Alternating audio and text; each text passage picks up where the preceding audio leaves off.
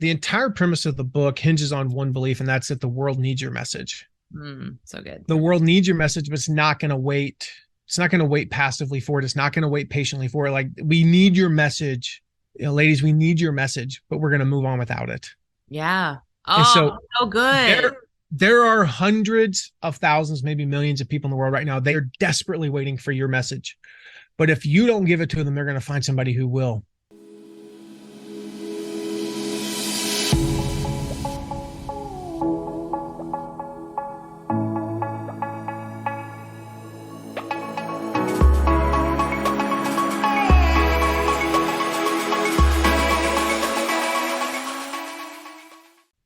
Welcome back to the Bombshell Business Podcast. I'm your host, Amber Hurdle. And as you can see, I'm in a different location because I have moved.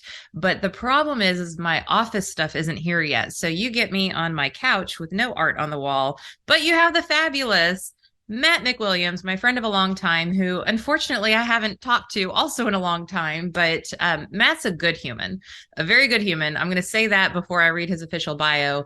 We were in a mastermind together for a long time, and I'll have to have him remind me how we even met. I can't even remember that, but it's been years and years, like a decade or more. So anyways, let me tell you about his chops because he's very impressive. He's a 4-time affiliate manager of the year, and we'll break down what that even means throughout the interview, I promise. But entrepreneurs and companies such as Tony Robbins and Dean, Matt, you're going to have to help me with this last name, Graziosi. Shark Tank's Kevin Harrington, Stu McLaren, my homie Stu McLaren, Adidas, Ryan, say it again, Levesque. I don't know these names. They're very complicated. I only like to work with people with hard to pronounce names. How about that? Hard names. Everybody knows Lewis House. Everyone knows Shutterfly. Most people know Michael Hyatt. Jeff Walker is like the king of launches. They've all trusted Matt to run their affiliate programs and coach their affiliate teams. You're like, what is all this affiliate stuff, Amber? Stay tuned. Because Matt helps online business owners make money as an affiliate and leverage the power of affiliate partners to grow their business. He is also the author of the book that you can see right behind his handsome head, Turn Your Passions into Profits. I'm super proud of him. I'm so excited to get my hands on this book. Welcome to the show, Matt. Hey, thanks, Amber. I've got that. I've got the book. I've got the cool thing. We were talking before we went live, like, it's because we had a big flood here. And you talk about like the fancy studio and the artwork, and I had it all dialed in, and I had actually just remodeled it like 2 weeks before the flood hit. And so I just say, like, you got like the vent in the back. I mean, come on, it's so pro. Air intake or whatever that thing's called. It's all good. Like that's the thing, is like, the cool thing is it's amazing that we can even do this. Like, I think we take it for granted. I still am like a kid on Christmas Day when I'm able to get on Zoom. We just got off a team call, and so we've got team members. We're like totally international now. It's really cool. We got Australia, Thailand, India, Canada, United States, Idaho. We got like 6 countries. And for those of you in Idaho, you got the joke. If you're not in Idaho, you're like, that's a state. I get it. I'm not geographically challenged. And I'm blown away that I'm able to talk to real time to people in 5 different countries at the same time. Like, I hope that, I'll just say this, totally unrelated to the book or anything here. Don't ever be not blown away by that reality. Like, if you like, you should think that is the most amazing freaking thing every day. Like, I'm amazed that a toilet flushes. That's how I choose to live life. Like, it's amazing. Can you imagine if it didn't?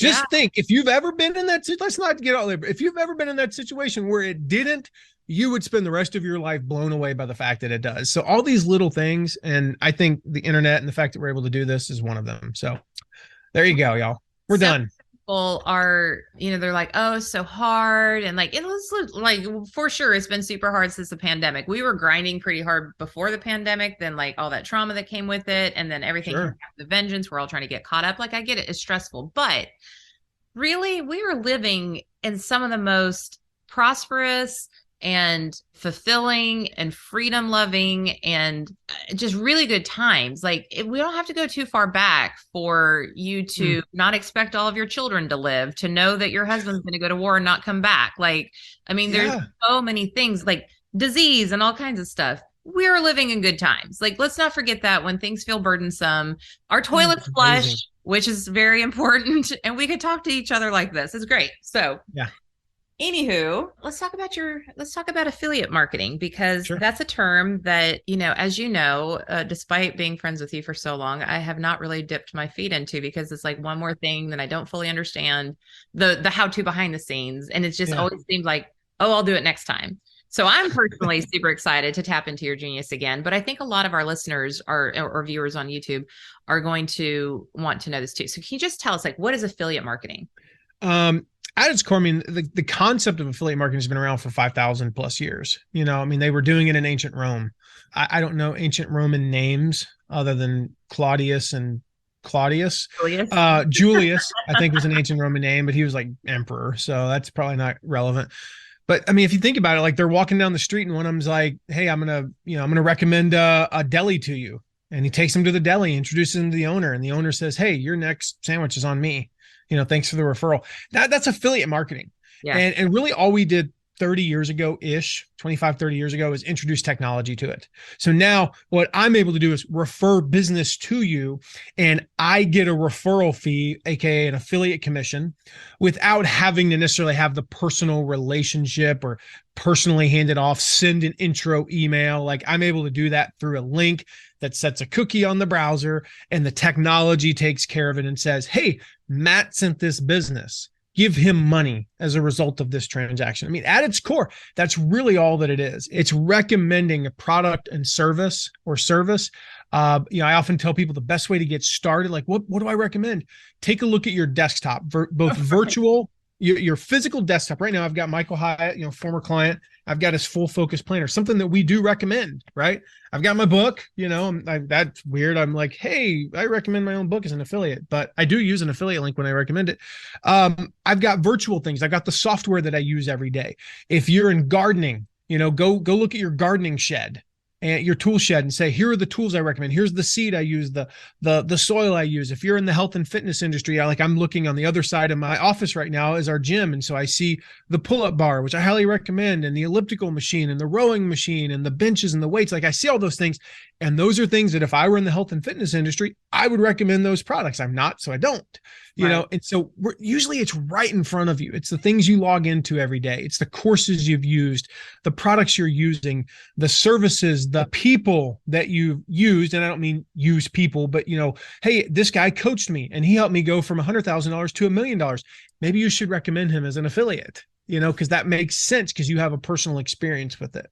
And I think a way that a lot of bombshells can relate to this is when you're in Instagram. Like, so I know a lot of people think, oh, you have to be like a digital marketer, like you have to have courses. No. Yeah. When you go on Instagram, whoever your favorite influencer is, like, oh, here are my Amazon finds. The link is in my bio, or they have a link tree, or they have a whatever those different websites are.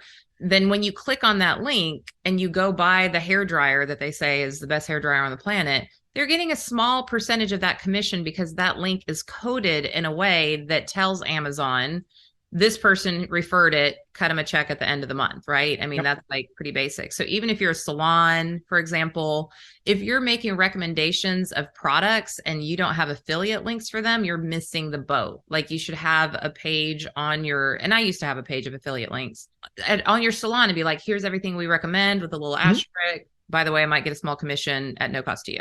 Right. Yeah, that toolbox page. I mean, here's the thing. Whether you're a quote unquote influencer or not, if you have an audience, your audience sees you as the expert. Right. And this can be really hard for some people. I will say, like, I have typically found that with females, it's a little bit harder for them to grasp this, not intellectually, but just to really get it like in their spirit, that your audience looks up to you. They see you as the expert. We all want to know what the experts use. And so my toolbox page, I mean, it brings in over $10,000 a month pretty consistently. Wow. Because all it is, and you can, it's at mattmcwilliams.com, then just click on toolbox or click on resources. It'll take you right there. It's just a page where it says, hey, you want to learn this? Then here's what I recommend. You need to do this. Here's what I recommend. And it's all separated and it's pretty, there's images, easy to navigate. There's categories. So it's super easy for people. And that's because people kept asking me, hey, Matt, what do you use for this? Oh, you have a podcast. What do you use for your microphone? What mic do you use? Yeah. You have what mic do you use? What lighting do you have? How do you stay productive? how do you manage an affiliate program? How do you track these? How do you do this? How do you blah, blah, blah, blah, blah, blah, blah. And I kept adding stuff to this page. And so anytime somebody asks me something, hey, Matt, what do you recommend for blank? We have a response that my team can use that says, all of Matt's recommendations are at mattmcwilliams.com/toolbox. You can blah, blah, blah, blah, blah. And I have a couple more lines there. And the cool thing about that is people will then go to that. They go there and they get the microphone, which I make, say, $7 off of, right? When you buy it on Amazon. But they also go, oh, that's right. You know what? I need to buy this and this. And oh, see, Matt, also, you know what? I've been thinking about that I should do that. And they grab, and next thing you know, they bought 5 things. Mm-hmm. And so it's a great way to easily tap into the fact that your audience sees you as the expert and they want to know what you use. Yeah. One of the easiest ways to do affiliate marketing. We know people who don't do anything else in affiliate marketing, nothing, make $50,000, $60,000 a year just from that one page on their site. Yeah. Yeah. I recommend to younger folks who are trying to find something side hustle that doesn't take a heavy lift because maybe they're in college or they're working 2 jobs or whatever. And I'm like, start affiliate marketing. Like, yeah. I recommend you. I tell them to go to your website. I tell them to go to Pat Flynn's website and like just start learning and start creating content that will drive people to that site. And it's pretty crazy. Of course, I don't eat my own cookies on that, but I know that it works because I've watched you. But, well, if you think about it, and this is something I write about in the book, like when you're starting out, you're building your platform. You know, there's a lot of people out there that, and this is like one of those big lies in online marketing that just makes me sick. It's so pervasive though. And it says that monetizing a platform is a form of selling out, right? That as soon as you start thinking like a business owner and not some benevolent content creator, it changes you from someone who's seeking, to serve into like a greedy, money hungry mogul type person, right? That's not true. It does not serve your audience not to monetize. And so when you're starting out, you're building a platform, you're building an audience. The truth is you don't even really know your audience that well. That's right. Like I talk about in step 1 of the book is to clarify who you help. And we talk about creating your ideal customer avatar, getting crystal clear on who we want to help and serve and build a business around. And the reality is, as much as we define that in step 1, we still don't know, okay, what are they going to buy? What products are they actually going to like? Yeah, they love the blog post about this. They love my Instagram post about such and such. They like my pictures about this, but what are they going to buy? There's a, what's the word I'm looking for? There's some inertia.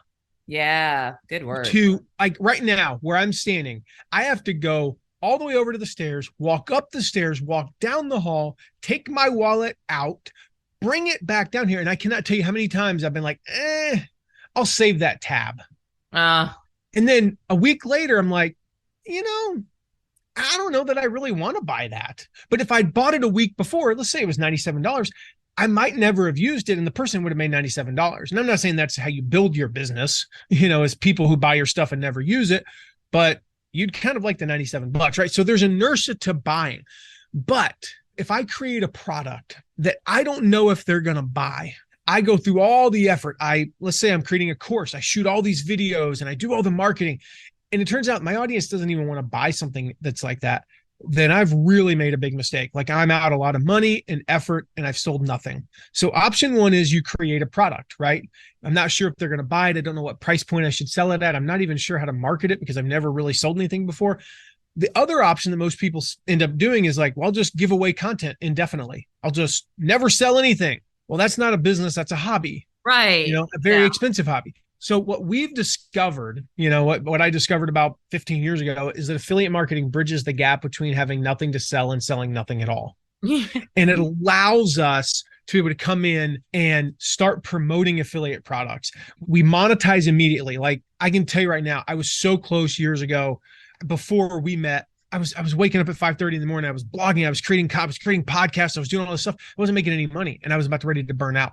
I was having an impact. I was changing people's lives. I was getting emails every couple of days saying, Matt, this is amazing. You changed my life, blah, blah, blah, blah, blah.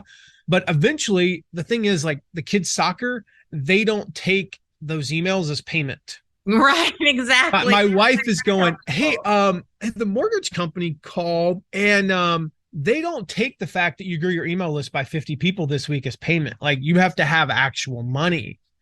And so just monetizing immediately. The other thing I love about it, there's no customer service. There's no fulfillment. There's no hidden costs. There's no credit card processing or this or that.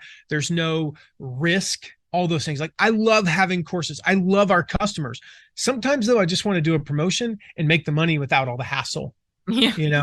And so that's a big benefit when you're starting out. You usually have a pretty small team. Maybe you're even a solopreneur. Who needs customer service when you can just do affiliate marketing? The big one is it teaches you how to sell. You get to do what I call PTP. It's my favorite thing in the whole wide world. I get paid to practice.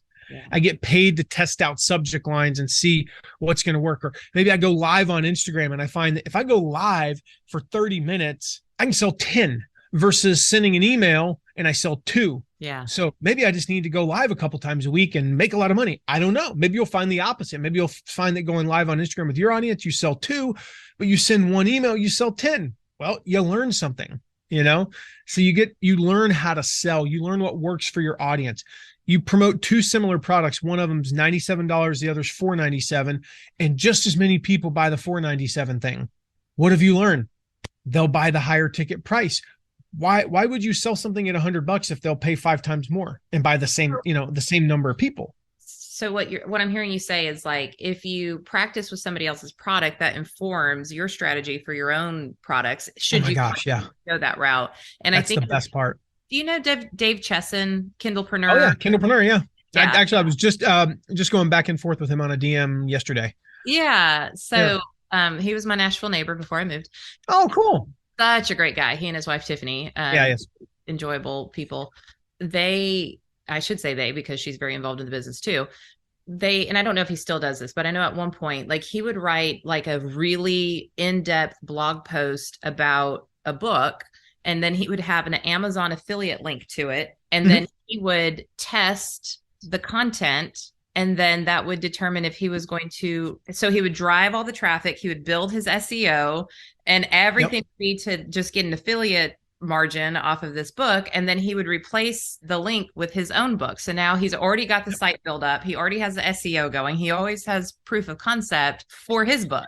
I just like, gosh, you're so smart. What a smart person. Yeah. I mean, you learn, not only do you learn what your audience will buy, but again, you learn price points, you learn promotional methods, you learn the topics, you learn sales strategies. Like some of my best emails that we now use to sell my own products came because I tested them. I wouldn't have tried them in my own launch. I wouldn't have tried them in my own promo because they're too risky. But we tried them in an affiliate campaign when there was no risk. Like if I sold a couple less, I made a little bit less money, but at least I didn't have my company wasn't dependent upon those sales. Right. And so we got to try things. I mean, like I remember when I launched my first course, so 2017, I'll tell you right now, it was super easy. Most people, you hear the horror stories. The reason why it was so easy for me is I'd done basically the same thing 30 times, promoting affiliate offers and being behind the scenes on those and seeing how they worked and knowing what emails were going to work and when the emails should send and what else I needed to do. And all these things, like I knew how my audiences are going to react to different, triggers because I'd done it as an affiliate. And so that practice, is so powerful. The other thing that ties in with that is it trains them to buy. I've heard the stories and I've seen it myself. People go 7 months without selling anything. What they are doing is conditioning their audience. So step 8 of my book is all about conditioning your audience. And the quote in there is, one way or another, you're conditioning your audience. The question is, what are you conditioning them to do? So if you're conditioning them to read your emails and then there's no call to action, what you're conditioning them to do is say, oh, there's an email from Amber. I'll read it real quick on my phone. Oh, that's cool. Oh, great information. Delete. Moving on with life. But if you condition them to open the email and go, dude, that's a pretty good email. Click. Now it becomes a reaction over time. I see Amber's email. I click the link. And next thing you know, they're clicking the link to pretty much whatever you want them to click the links to. And that might be a sales page or it could be free content. Doesn't matter. The same is true if you condition them to just expect free content. Then when you finally do sell something, they're like, what the heck is this? Yeah. And that's when you get the horror stories. 5% of my list unsubscribed. Yeah, because you conditioned them for a year to expect free so that when you sold them something, they revolted. Yeah. The reality is what you built was those 5% were the freeloaders who were never going to buy anything. And the only reason they stayed was because it was all free. Right. And then when you finally did, on your list so anyway. You're training them to expect a periodic offer.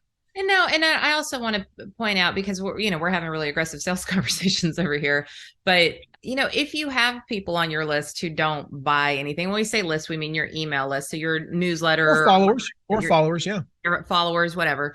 I've had people for a decade now who have been on my list. Sometimes they'll Hmm. reply to me, like I know things about their lives, Yeah. and they've never bought a single thing from me. I've had women. Well, I'll take that back. I've had women who have emailed me or sent me a direct message on a social platform and have said, Amber, I listened to all of your podcasts from start to now.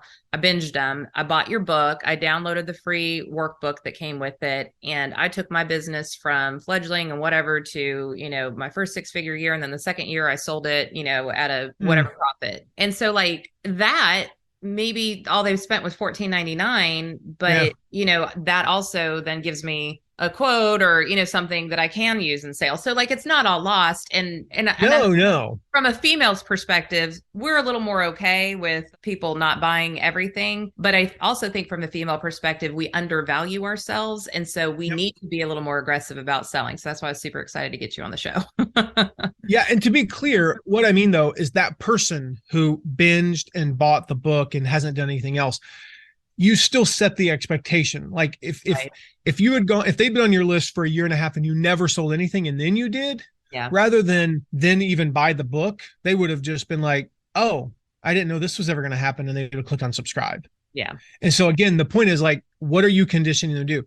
If they are conditioned to just expect free content indefinitely, and then they get upset when you finally do try to sell something, I don't know of a way to cushion this statement. It's your fault. It is. It's your fault. And we don't want that to happen. So we have to get into that money making mindset from day one.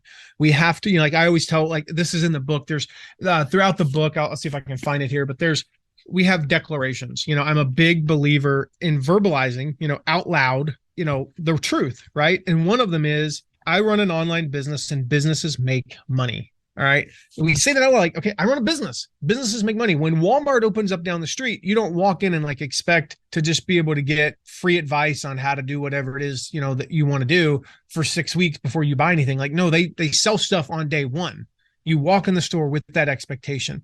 And so I want people to come to me with the expectation that I'm going to serve. Yes, that I'm going to provide. We'll do over 300 hours of free content in 2022. You could basically spend almost an hour a day consuming my content and never have to pay a dime. All right. Yeah. I want them to expect those things, but I also want them to have an expectation that I run a business and businesses sell things. So we try not to go too long without selling something. And one of the best ways to do that early on is to promote affiliate offers, which conditions your audience and trains them to buy. Because, Dave's a perfect example. If they'll buy that, whatever, $100 product from somebody else that you recommended, they'll buy a $100 product from you that you recommend as well. And that's the key. Yeah. Yeah. And just kind of learning your price point and tolerance and language. And to your point, like testing the subject lines and A/B testing. All that. Methods. So, and don't get overwhelmed by that. Just, start, buy Matt's book and start simple. And then you can start to get a little more sophisticated. But the one thing I don't want to have happen is you listen to this and go like, oh, that's so far beyond me, because that's been me for years. And don't get me wrong. I do have affiliate income coming in. It's not like I don't do it at all, but like, I'm certainly not doing it at the capacity for as long as I've been in business and as big as my audience is. So we're going to get it better. Most people aren't. Yeah, I know. So that's going to be a 2023 thing for me. Cool. Let me give you a real quick illustration from the book that'll kind of so there's two things actually. I'll share a story and an illustration. The first one is the illustration. I call it the affiliate donut. I'm really hungry right now, actually. So I probably shouldn't be talking about either of these stories. Both of these stories involve food. I can't eat them. Both of these involve food. So if you picture a donut, like that hole is your core offers. This is the way that we serve our audience with our product or service. All right. This is the 1 to 3 things that we're the best in the world at. For me, my core offers are we teach affiliate marketing, we teach list building, and we teach affiliate management, right? Those are the things that like you come to me, I got you covered. I believe I'm the best in the world at those 3 things. All right. Now, everything else that you could do in an online business, you could have a subscription site, right? I kind of know that. We have one, but I'm going to refer you to Stu McLaren. Oh, you want to learn how to do a product launch? I know a lot about product launches, but you want to know all the details? I'm going to refer you to Jeff Walker. All right. You want to learn how to run a virtual summit? I know how to run virtual summits. We run the affiliate side of them all the time for our clients, but I'm going to refer you to Navid, my friend Navid Moazes, and he's going to teach you all about Oh that. my gosh, I've completely forgotten about him. Yeah. He just bought his company back. So that's why he was fresh on my mind. And we're actually working with the guy. One of our clients is one of the guy he sold it to, that he bought it from, and then bought it from. So, but yeah, I mean, like, that's what I'm thinking. When I think of that affiliate donut, it's all the sprinkles on there that your audience wants to know. They want to learn, they need to buy, whatever it is. I did a great podcast earlier with a lady who runs paint parties. Heidi Easley. And I was like, you teach them how to do paint parties and how to build a business around paint parties. Do you, in fact, create the paint? No. What about the brushes? No. What about the canvas? No. Well, you need to recommend all of those things, because your audience is going to come to you and go, Heidi, what kind of paints do we buy? What kind of brushes do we buy? What kind of canvases do we buy? And your two options are basically say, I don't know, go figure it out yourself. Screw you. Or, hey, here's my recommendations. And you're going to serve them by giving them affiliate links. So picture that affiliate donut. That's the first thing. The second thing that I find a lot, and this actually happened to be, it was an audience full of, I think it was 96% female. And I was speaking at this conference, and I shared a lot of what I, shared today, Amber. I was like, affiliate marketing and how to get started, and here are the keys to promoting better, which we can talk about, and all these things. I was super excited. And when I practiced this speech, this is like one of my first times that I ever spoke in front of an audience of more than like 500 people, right? About 1,000 people in the audience. And when I practiced it and I got to the point where I said, who here thinks they can do affiliate marketing? I'm thinking all their hands are going to go up. They're all going to be like, oh my gosh, you're amazing. We believe you. I don't know, like run up on stage and I don't know, like hug me or something. It's weird. That's how I pictured it in my practice. That did not happen. I said, who here thinks they can do affiliate marketing? And like 200 hands went up. I was like, oh, crap. And I picked this one lady. I was like, so you don't think you can? She's like, nope.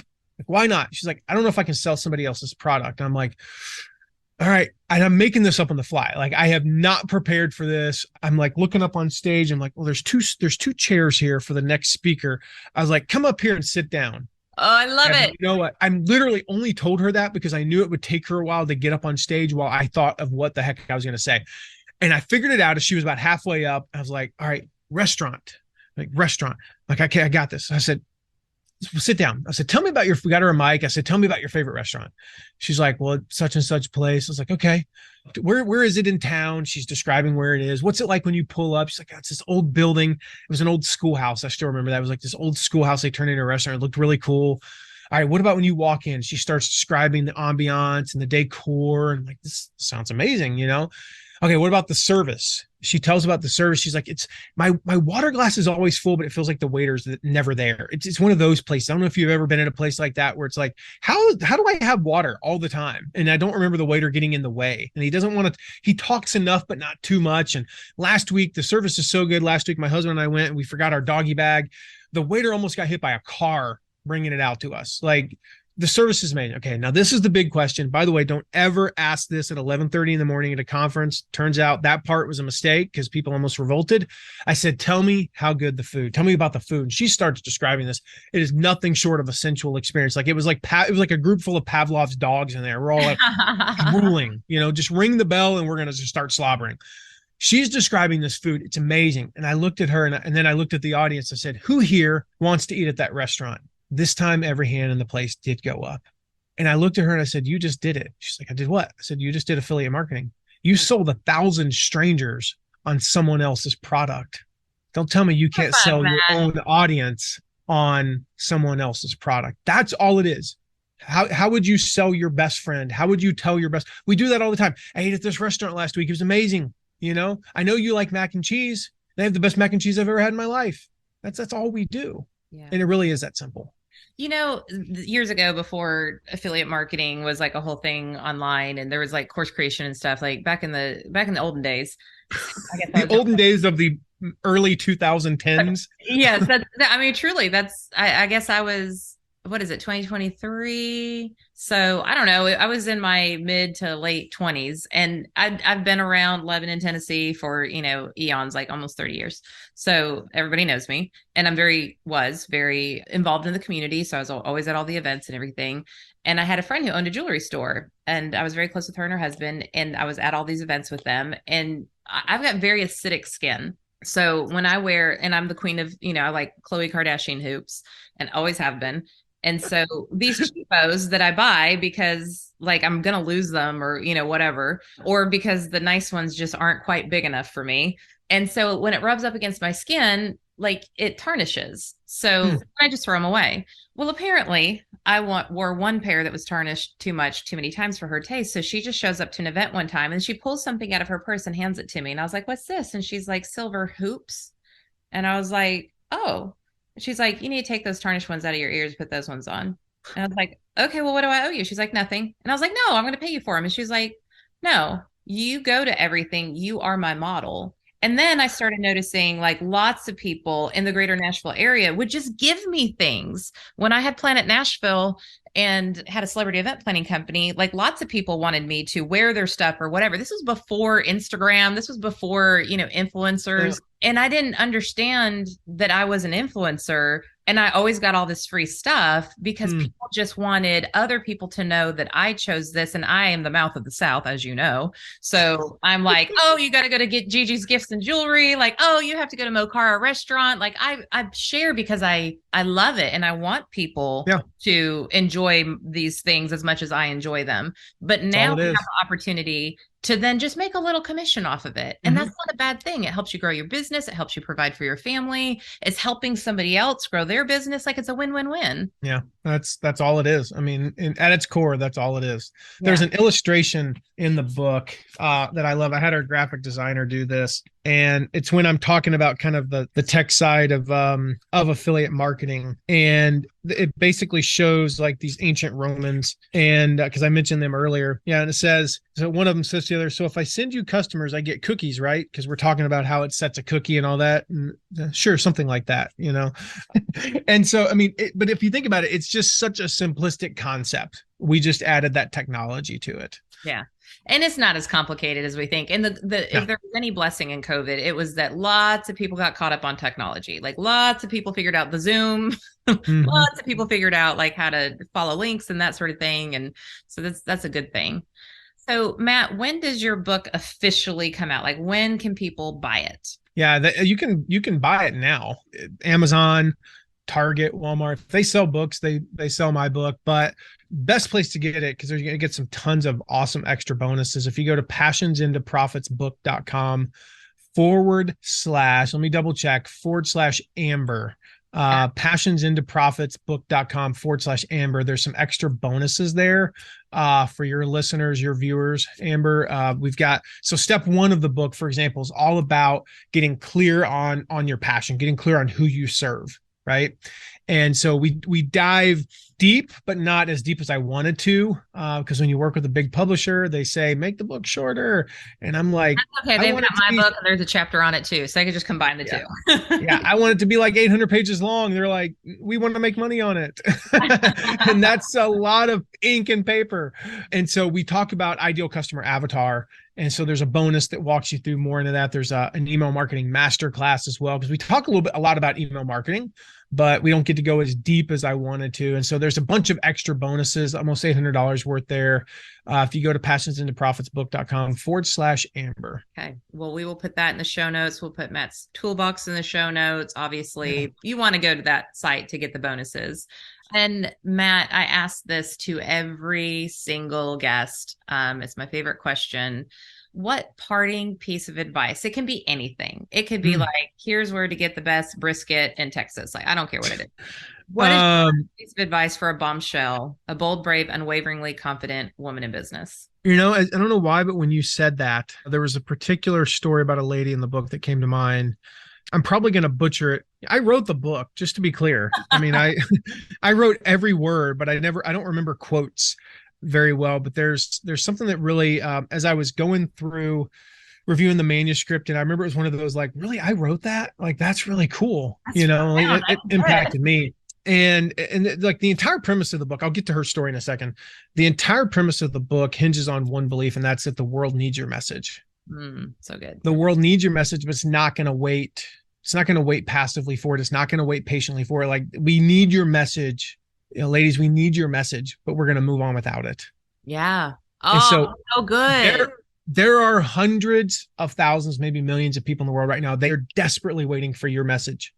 But if you don't give it to them, they're going to find somebody who will. And there's one of the stories, and I get to share, there's a part kind of postscript to the story in the book that is not in the book, because I wrote the manuscript about 18 months ago. We finalized the manuscript over a year ago. When you work with a major publisher, it takes over a year from that point forward to go anywhere. And I heard the rest of the story about 9 months ago, and I wish it could have been in the book. But there's this lady I was on the phone with one day. She had applied for our mastermind, Amber, and I was talking to her, and she has 2 autistic children. Anybody with autistic children knows that having one autistic child is taxing on the parents. And she had 2, and she had applied for our mastermind. And the final step in that application process is a one-on-one call with me, where I just want to make sure you're going to fit in with everybody else. And I said, do you have any questions? She's like, well, my only question is that I just don't think that I don't know what to do. Like, I don't know what to do with my business. I was like, I thought you wanted to do something in the parents with autistic children space. And she was like, yeah, but I don't have letters behind my name. I'm not a doctor. I don't know all the research. I didn't go to Harvard. I didn't go to Columbia or, wherever. Who's going to believe anything I say? And I don't know what made me ask this question. To this day, I think it was divine, because I would normally be afraid to ask such a crass question. But I just said, can I ask you something? She said, yeah. And I said, you ever thought about killing your children? She was like, every day. And I'm not talking like she's coming up with ways to drown her children. That's not what she meant. As a parent of 2 kids without autism, like, there are days where moms, dads, we just go, I can't take it anymore. I need to just get away for a couple hours. Sweetheart, can you watch the kids so I can just go be a man or be a woman, hang out with some adults for a few hours? We have to do that sometimes. And she has 2 autistic children. And she's just like, some days, Matt, I just don't know if I could cut out to do this anymore. I said, then talk about that. I said, you mentioned something earlier. You said that you managed to travel with 2 autistic children. What's that like? And she told me what it's like. And I'll fill that in a second. I said, that's your platform. Share your life with people. Just share your life. You don't have to have letters behind your name. You don't have to be a doctor. You don't have to be whatever. Just share your life and how you have managed to not kill your 2 autistic children. How old are they again?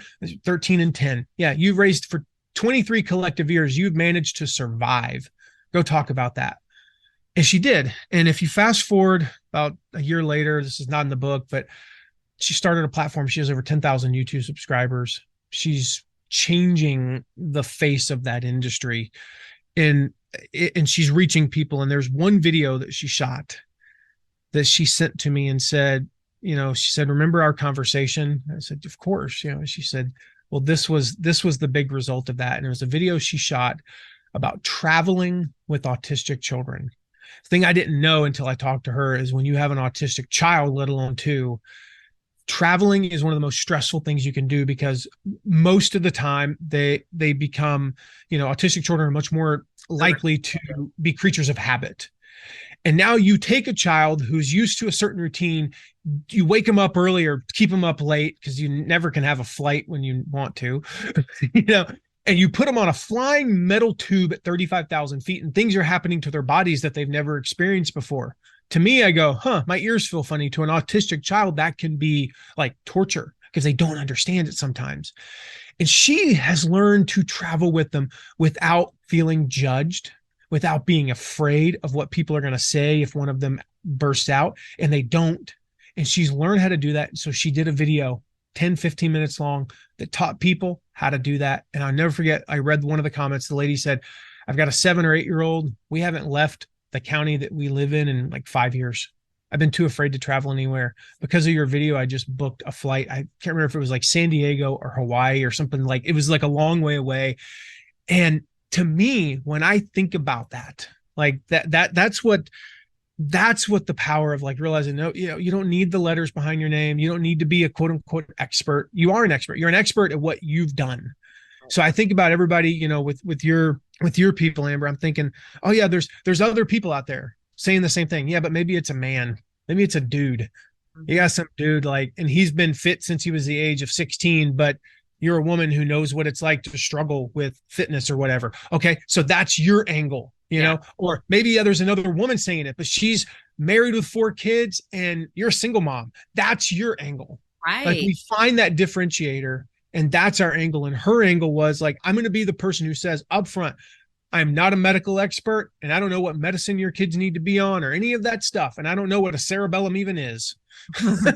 But by gosh, I've raised 2 successful autistic children and I'm here to share how I've done it with you. And so, like I said, the world, I mean, it needs your message. So you've just got to get out there, and this book will show you how to get that out into the world and how to overcome. There's so much mindset in this book.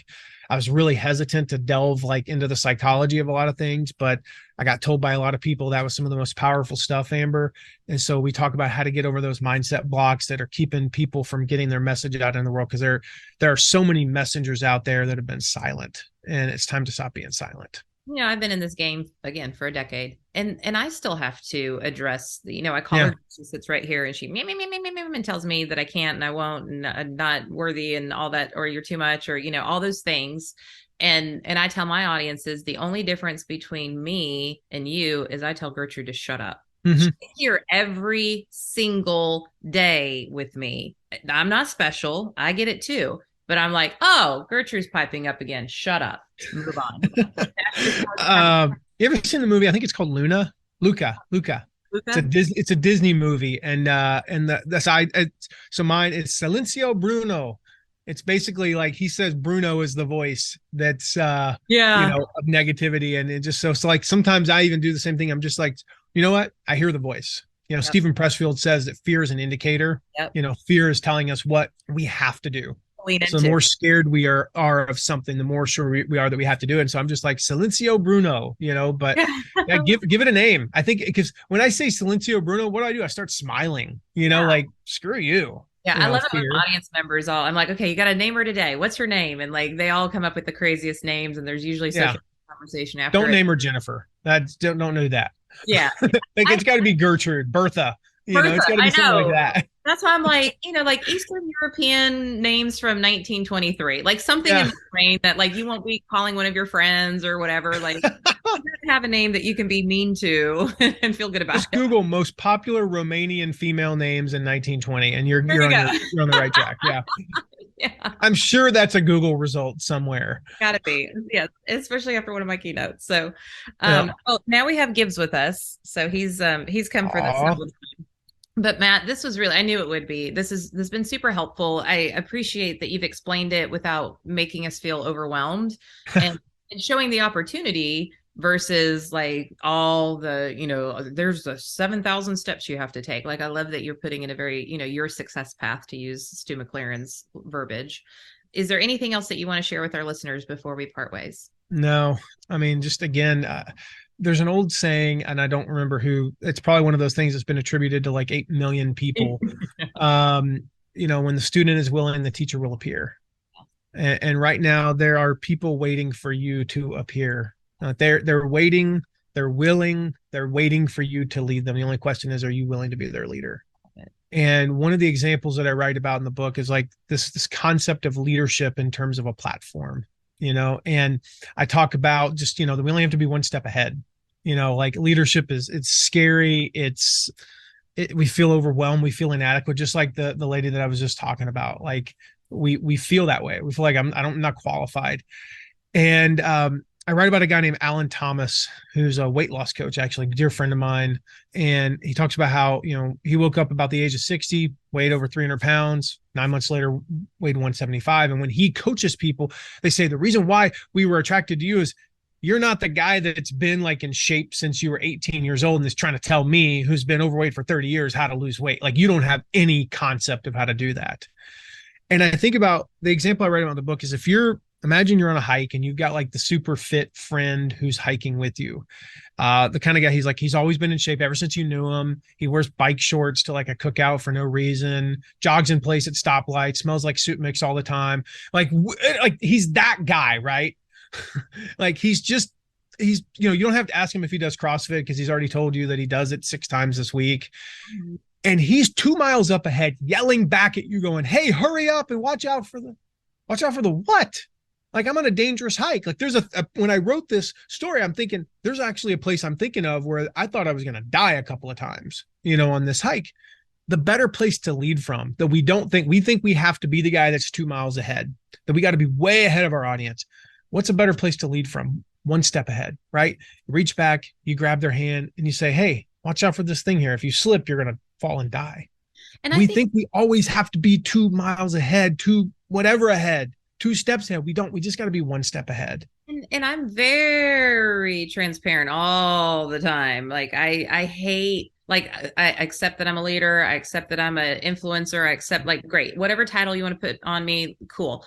But I also, the reason why I talk about the things, like, at least in the Bombshell brand with Employer Brand Central, for sure, I'm an expert and far ahead of most of the people that I work with. But in terms of a Bombshell businesswoman, being a bold, brave woman in business, it's a daily thing. And I struggle with the same things that my audience struggles with. And it's not like I'm some kind of guru that never has any insecurities. And I think that you can be transparent about that and your audience will appreciate it. You don't have to be. Nobody wants to hear a know-it-all. Nobody wants to hear a perfect person, because all that does is make them feel small. So the more real you can be anyways, the better off you are. I love that. I've never heard that before. Just one step ahead. That's awesome. Just one step ahead. Yeah. One of my favorite quotes in the book is from Stephen Furtick. Says the reason we struggle with insecurity is because we compare our behind the scenes to everyone else's highlight reels. Right. Yeah. And if you think about it, like, everybody in online business, we've all, like, I'm at the point, it's like, it'd be real easy for me to, I'm going to talk about it because I think it'd be easy for me to say, yeah, well, how do you have such great copy, Matt? Because I have a copywriter. Yeah. Now, how do you build ClickFunnels? Robbie, how do you use ConvertKit? Shauna. How do you do customer service? Valerie. All these things. Like, we have people now. 7 years ago, I was the guy I was banging my head against the table, cursing the day that I ever started this business because I had to figure out how to make the button yellow. I mean, like, we've all been there. We've all had to make the button yellow. We've all had to get the thing to line up in the background, and we didn't have a copywriter. I wrote my own copy for the first 8 years of my business. We didn't have a designer. We didn't have an ops manager. We didn't have a customer. We had to deal with the customer. How do you refund a customer? I don't know how you do that now. Yeah. I have no idea. Technically, I don't even know how to log into Stripe to do it anymore. But there was a time when I did, and I did it all. I ran the business by myself, and then we got to the point. But we compare our banging head against the wall. We compared the fact that we spent 90 minutes trying to make the stupid button yellow and go, I'm a nobody. Because I just spent 90 minutes trying to, you know what? We've all been there. You're seeing the highlight reel. You see the picture of that entrepreneur with their whole team and their arms are, they're like, look at my team. And we went on a team retreat in Cancun. Yeah. Well, we're not going to Cancun because I don't like Cancun personally, but that's a whole different story. Like, we're going to go someplace cool this year as a team, but that wasn't what it was like 8, 9, 10 years ago. 10 years ago, I mentioned earlier, I was writing blog posts at a card table at 5:30 in the morning. That's not glamorous. Yeah. I didn't post about that. I don't know if Instagram existed back then, but I sure as heck wasn't posting about it on Instagram. No, honey, those were our days where we actually got traction on Facebook.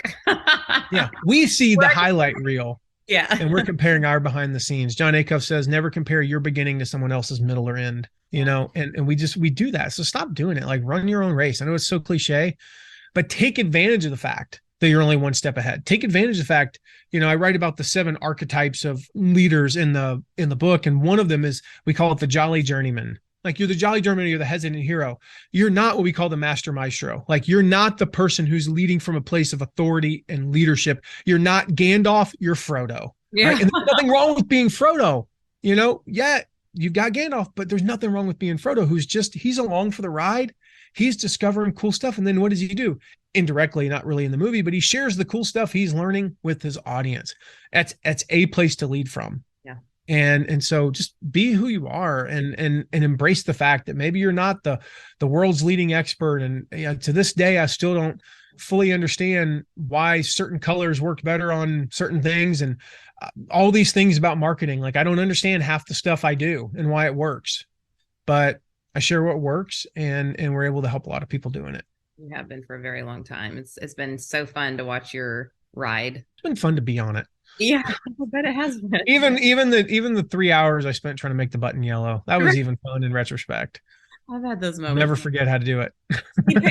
Gotten a lot better over the years, but man, it used to be something. So, well, Bombshell, I hope that you've gotten as much value out of this conversation as I have. I mean, me both because he's a genius at what he does. He really is the best at what he does.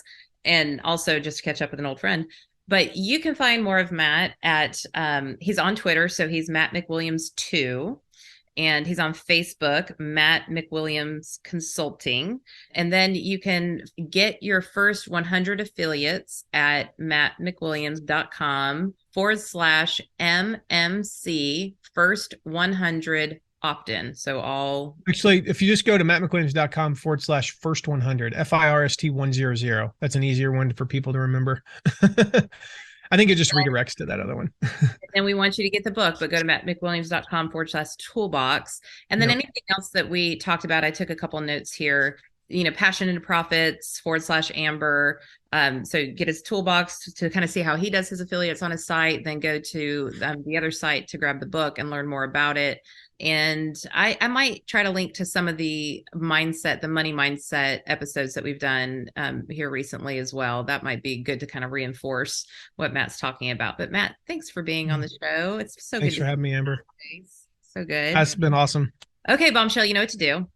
Share this episode with somebody that you think might benefit from it. Give it a like if you're watching it on YouTube. If you have not left a true rating and review, we love our 5 stars. We love you singing our praises. But hey, if something rubs you the wrong way, you can write that too. I got thick skin, but it's super helpful because it does help us reach more bombshells. And how can you tell Gibbs no? He wants you to do that as well. So if you're watching on YouTube, so the mascot, thank you for enduring the sun. It was great sun with all my meetings today. And then throughout it was like the sun's moving and I'm like, well, you can't see my face. So if you're watching on YouTube, I'm so sorry for today's quality on my end. Matt looks amazing. And if you're listening, then hopefully the sound will come through and Jean won't kill me as she's editing it. So we will certainly be cheering you on here at Bombshell headquarters, and we will catch you on the next episode.